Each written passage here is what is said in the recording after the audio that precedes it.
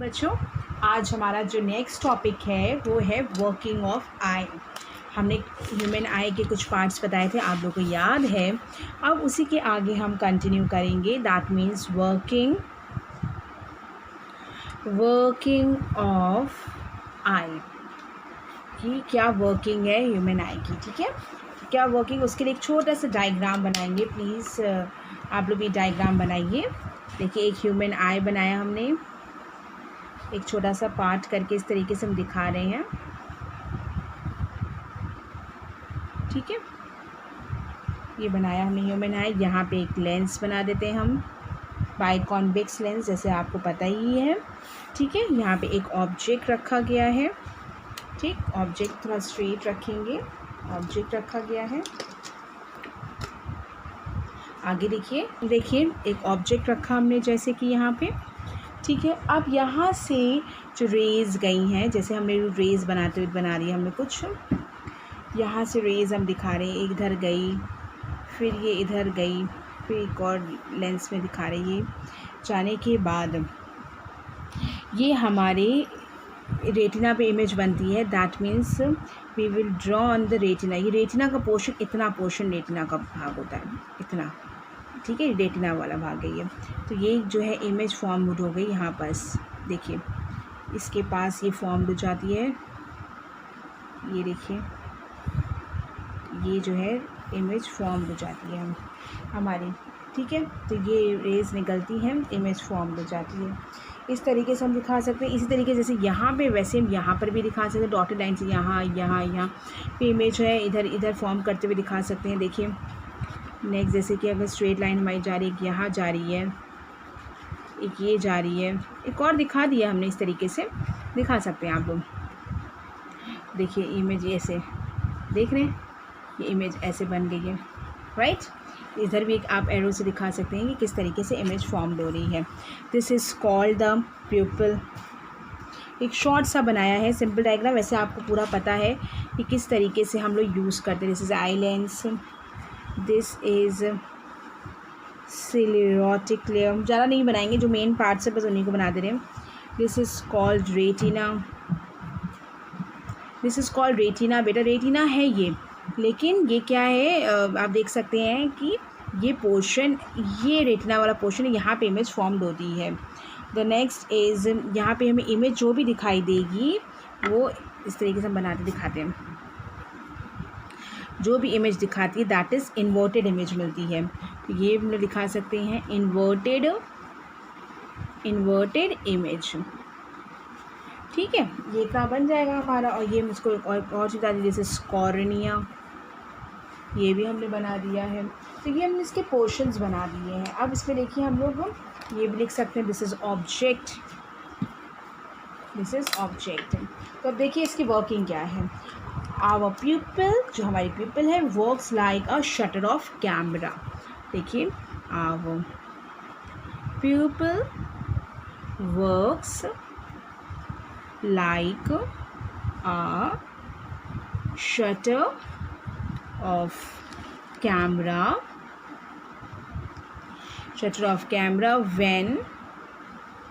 when our pupil is open, the light rays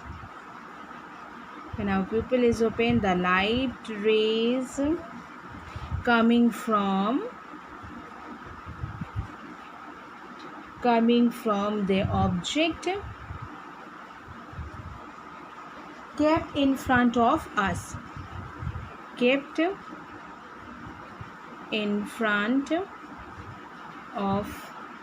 us are incident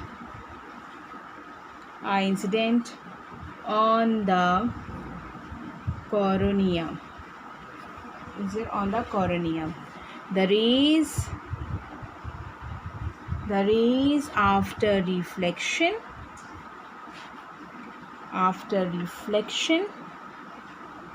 fall on the retina, passing through, किससे पास करेंगी, passing through vitreous हम्बर पास करता है vitreous हम्बर से, lens and vitreous हम्बर respectively, ठीक है, vitreous हम्बर और उसके बाद एंड लेंस रिस्पेक्टिवली। क्या द रेस आफ्टर रिफ्लेक्शन के बाद ये पास करता है retina, passing fall on the retina में आता है, लेकिन पास किससे करता है विट्रियस हम्बर से एंड लेंस रिस्पेक्टिवली, ठीक है। An inverted image of an object is formed on retina, and inverted image is formed on retina, image form on retina पे image formed होती है। the image formed on the retina is conveyed to the brain by the optic nerve through sensory nerve through sensory nerves, ठीक है। the brain receives the information directly, the brain receives the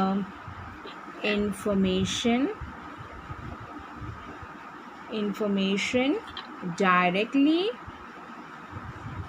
based on knowledge, ठीक है। आपको देखिए diagram में दिखाया गया, इसमें क्या है, पीपल वर्क करता है शटर ऑफ कैमरा की तरह, क्योंकि पीपल जो है शटर ऑफ कैमरा की तरह वर्क करता है। When our people is open, जो ओपन रहती है, देन लाइट रेज, जैसी लाइट आती है वो kept in front of us, हमारे सामने आती है इंसिडेंट होने के बाद, कॉर्निया पे इंसिडेंट होने के बाद इंसिडेंट होती है। तो रेज आफ्टर रिफ्लेक्शन के बाद रेटिना में इमेज फॉर्म्ड होती है हमारी, किससे पास होता है ये विट्रियस हम्बर और लेंस से पास करता है रिस्पेक्टिवली। एंड इन्वर्टेड इमेज हमें फॉर्म्ड होती है ऑन द रेटिना में, the image formed on the retina is convey to the, जैसी इमेज रेटिना में फॉर्म्ड होती है तो जो भी मैसेज होता है, जो भी इमेजेस होती हैं वो हमारी कन्वे करता है मैसेज टू द ब्रेन में, मैसेज कन्वे करता है। द ब्रेन रिसीव्स करता है,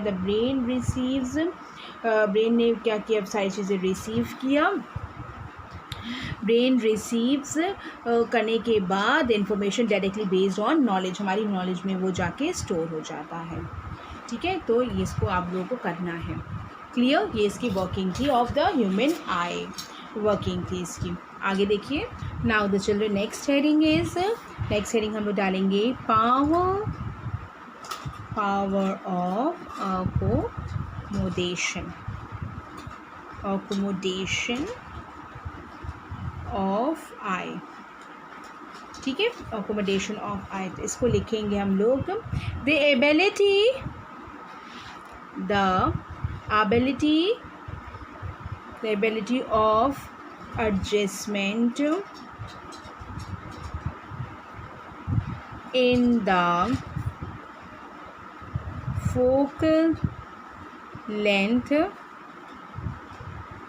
of eye lens is called power of accommodation of eye, a normal eye can see,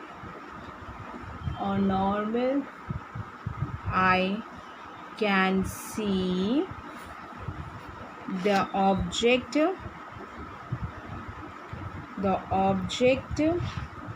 normal eye can see the objects ranging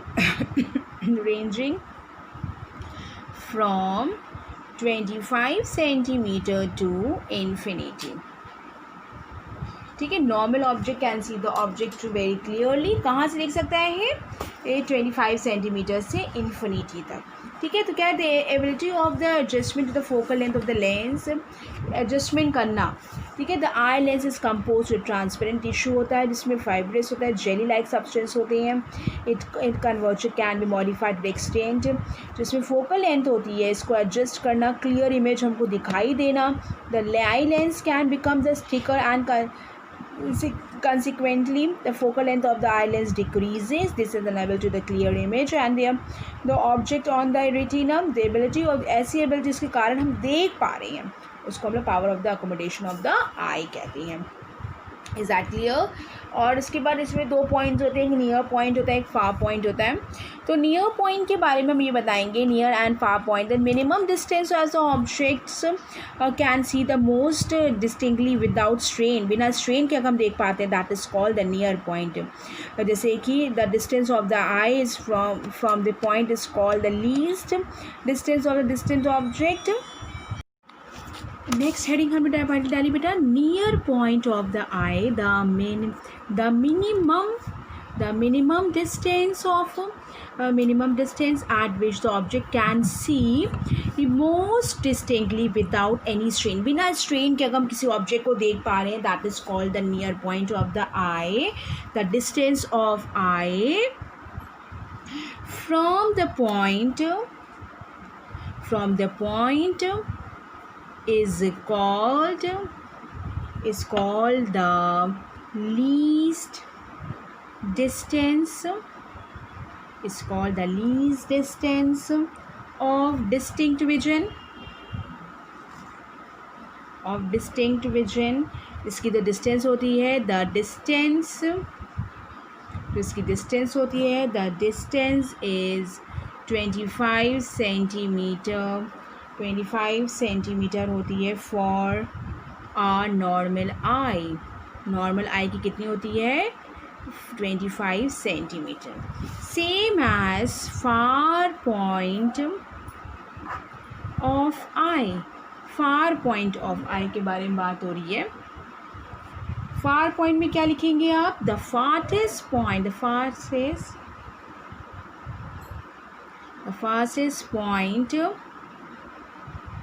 point up to which the eye can see objects very clearly, is called the far point of eye। far point of eye, the distance of eye, इसको भी लिखेंगे, the distance of eye from this point is called the farthest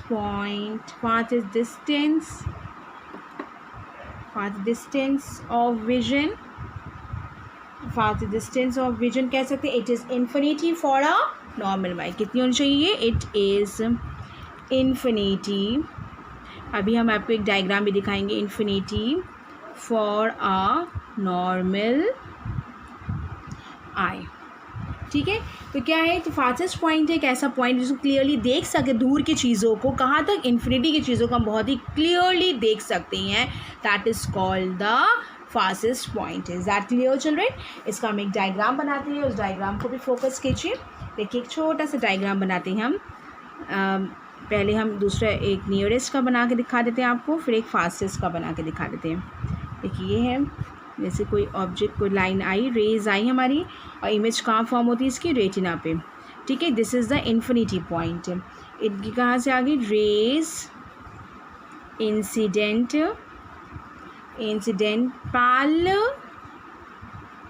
parallel from object at infinity. ठीक है, infinity लिख दिया हमने। ये this is eye lens, this is I lens, this is retina. Is that clear? ये far point है, this is called far point. ठीक है, फार पॉइंट इन्फिनिटी होता है हमारा, this is called far point. ठीक है बेटा, तो ये हो गई इमेज फार पॉइंट का। अब इसी तरीके से अब हम नियर बाय पॉइंट का दिखाते हैं। देखो ये छोटा सा ही डायग्राम बना रहे बगल में, देखना। ठीक है, यहाँ पे भी एक आई लेंस बना दिया हमने, एक पॉइंट ये, ठीक, और रेटिना पे इमेज फॉर्म्ड होती है, दैट इज कॉल्ड, ये देखिएगा, इसको कहते हैं इमेज ऑन रेटिना। रेटिना ये हमारा बन गया, दिस इज आई लेंस। ये कितनी डिस्टेंस होनी चाहिए? 25 सेंटीमीटर। क्लियर? और ये इस पॉइंट को क्या कहते हैं बच्चा? This point will be called as, this point will be near by object, near by object. Clear बच्चों? तो ये हो गया, हमने नियर बाय ऑब्जेक्ट का दिखाया, और ये हमने इसका फार पॉइंट का दिया। इसको आप अच्छा सा और भी बना सकते हैं, neat and clean scale pencil का यूज़ करके हम इतना जल्द में बनाया है। Clear children? इतना क्लियर है ना? देखिए आगे चिल्ड्रन, देखिए range of vision, range of vision में आएगा तो इसमें हम लोग लिखेंगे the distance between the near point and the far point of eye is called the range of vision. This is form to 25 centimetre at to infinity of a normal eye. कितनी होनी चाहिए? 25 सेंटीमीटर से infinity के बीच में। Range क्या होगी कि जो नियर पॉइंट और फार पॉइंट के बीच का डिस्टेंस है, that is called range of vision. This is from 25 centimetre to infinity for a normal eye. Defects of vision and their corrections. Defects of vision and their corrections में है, जैसे कि अब इसको हम आगे बढ़ रहे हैं। डिफेक्ट्स ऑफ विजन कि कभी कभी ऐसा होता है कि हम लोगों के आइज़ में कुछ प्रॉब्लम आ जाती है, जिसके कारण हम लोग नहीं देख पाते हैं।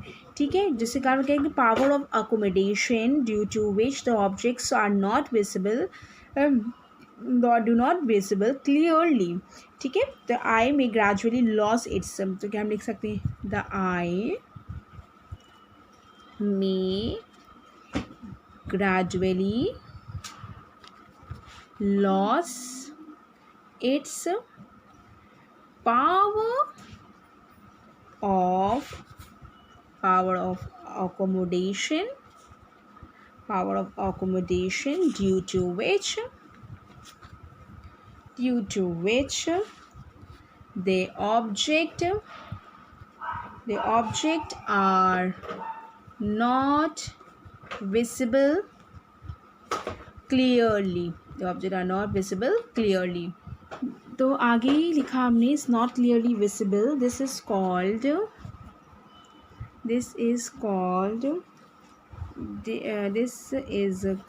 defects of vision। This is called defect of vision। This can be corrected using the spect, हम लोग क्या हमेशा करते हैं इसको करेक्ट करने के लिए this can be corrected। क्या करेक्ट करने के लिए हम लोग क्या यूज़ करते हैं, आप लोग खुद बताएंगे? using spectacles। हम लोग क्या स्पेक्स लगाते हैं, है ना, चश्मा लगाने का, चश्मा लगा के हम लोग यूज़ करते हैं। देखिए, following defects of vision are seen in your eyes. कौन से फॉलोइंग डिफेक्ट्स आते हैं? The first is myopia. The first is myopia को हम लोग क्या कहते हैं? Short sightedness. The second one is hypermetropia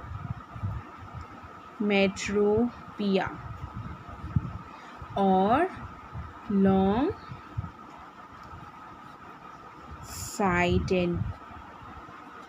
sightedness। ठीक है, the third one is presbyopia and the fourth one is astigmatism। सबके बारे में बताएंगे हम। The fifth one is colour blindness. ठीक है, कलर ब्लाइंडनेस। तो इन सब के बारे में एक एक करके हम डिस्क्राइब करेंगे, लेकिन आज नहीं करेंगे। आज के लिए इतना ही हम बस वीडियो रखेंगे आपके लिए कि इसको आप अच्छे से पढ़िए, जितना हमने पढ़ा दिया है आज की डेट में। ठीक है, जितना हमने पढ़ा दिया इसको रिवाइज़ कीजिए, इसको समझिए। नेक्स्ट टाइम हम आपके साथ नेक्स्ट वीडियो के साथ शेयर करेंगे with this defects. Okay, high myopia, hypermetropia, presbyopia and astigmatism and color blindness, they all are this, the two are most important, myopia and hypermetropia। इस पे आपके कुछ न्यूमेरिकल्स भी रहेंगे, उनको भी आपको देख के चलना है। Okay children, thank you girls.